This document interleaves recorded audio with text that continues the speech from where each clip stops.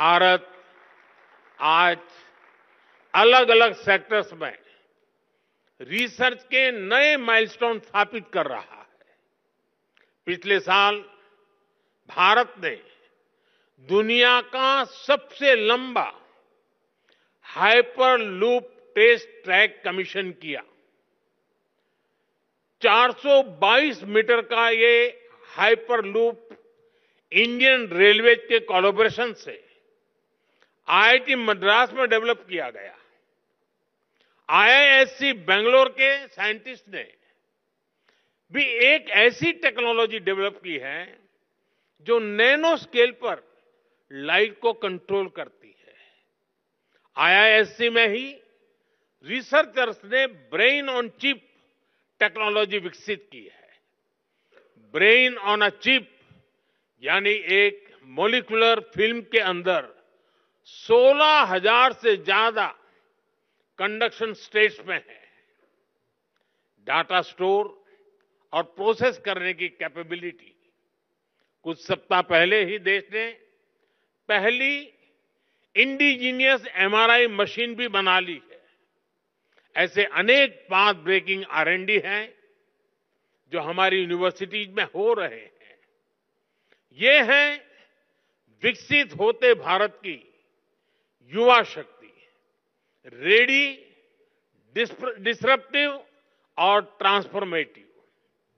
साथियों, भारत के university campus आज नए डायनेमिक सेंटर्स बन रहे हैं। ऐसे सेंटर्स जहां युवा शक्ति ब्रेक थ्रू इनोवेशन को ड्राइव कर रही है। हाल ही में हायर एजुकेशन इंपैक्ट रैंकिंग में भारत ग्लोबल लेवल पर सबसे ज्यादा रिप्रेजेंटेड रहा। 125 देशों के 2000 इंस्टीट्यूशन में से 90 से ज्यादा यूनिवर्सिटी भारत से थी। 2014 में क्यूएस वर्ल्ड रैंकिंग में भारत के केवल 9 इंस्टीट्यूट्स और यूनिवर्सिटीज थी। 2025 में ये संख्या 46 हो चुकी है।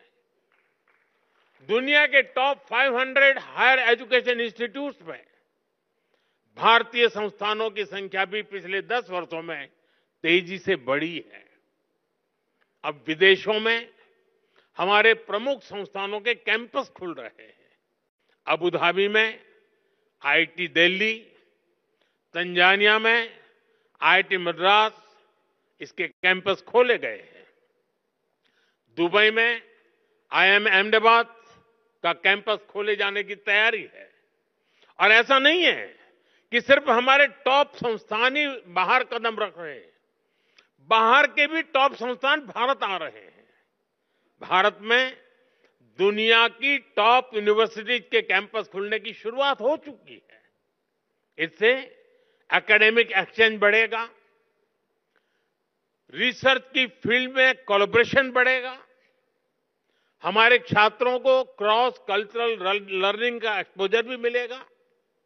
साथियों, टैलेंट, टेम्परामेंट और टेक्नोलॉजी की ट्रिनिटी ही भारत के भविष्य को ट्रांसफॉर्म करेगी।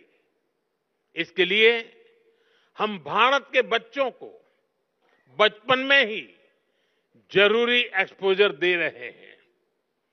अभी हमारे साथी धर्मेंद्र जी ने विस्तार से बताया, हमने अटल टिंकरिंग लैब जैसे इनिशिएटिव लिए हैं। अभी तक देश में 10,000 अटल टिंकरिंग लैब खोली जा चुकी है। इस बजट में सरकार ने 50,000 और अटल टिंकरिंग लैब खोलने की घोषणा की है। विद्यार्थियों को फाइनेंशियल सपोर्ट देने के लिए पीएम विद्यालक्ष्मी योजना भी शुरू की गई है। हमारे स्टूडेंट्स अपनी लर्निंग को एक्सपीरियंस में तब्दील कर सके, इसके लिए हमने 7,000 से ज्यादा इंस्टीट्यूट्स में इंटर्नशिप सेल स्थापित किए हैं। युवाओं में नए स्किल्स विकसित करने के लिए आज हर संभव प्रयास किया जा रहा है। इन युवाओं के टैलेंट, टेम्परामेंट और टेक्नोलॉजी की ये ताकत ही भारत को सफलता के शिखर तक लेकर जाएगी। साथियों, हमने विकसित भारत के लक्ष्य के लिए अगले 25 वर्षों की समय सीमा तय की है। हमारे पास समय सीमित है, लक्ष्य बड़े हैं।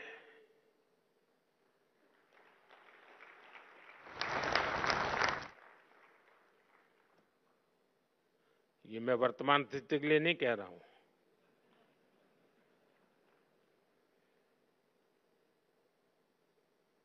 और इसलिए ये जरूरी है कि हमारे आइडिया की प्रोटोटाइप से प्रोडक्ट तक की यात्रा भी कम से कम समय में पूरी हो।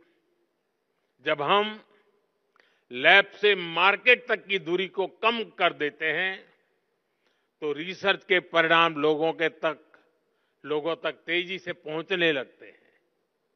इससे रिसर्च को भी मोटिवेशन मिलता है, उनके काम, उनकी मेहनत का इंसेंटिव उन तक पहुंचता है। इससे रिसर्च, इनोवेशन और वैल्यू एडिशन के व्हील को और गति मिलती है। इसके लिए जरूरी है कि हमारा पूरा रिसर्च इकोसिस्टम एकेडमिक इंस्टीट्यूशन से लेकर इन्वेस्टर्स और इंडस्ट्री तक हर कोई रिसर्च के साथ खड़ा हो, उन्हें गाइड करे। इंडस्ट्री लीडर्स इस दिशा में एक कदम और आगे ला सकते हैं और वो हमारे युवाओं का मार्गदर्शन कर सकते हैं, फंड की व्यवस्था कर सकते हैं और साथ मिलकर नए सॉल्यूशन डेवलप कर सकते हैं। इसलिए सरकार रेगुलेशंस को सिंप्लीफाई करने, अप्रूवल्स को फास्ट ट्रैक करने के प्रयासों को भी गति दे रही है।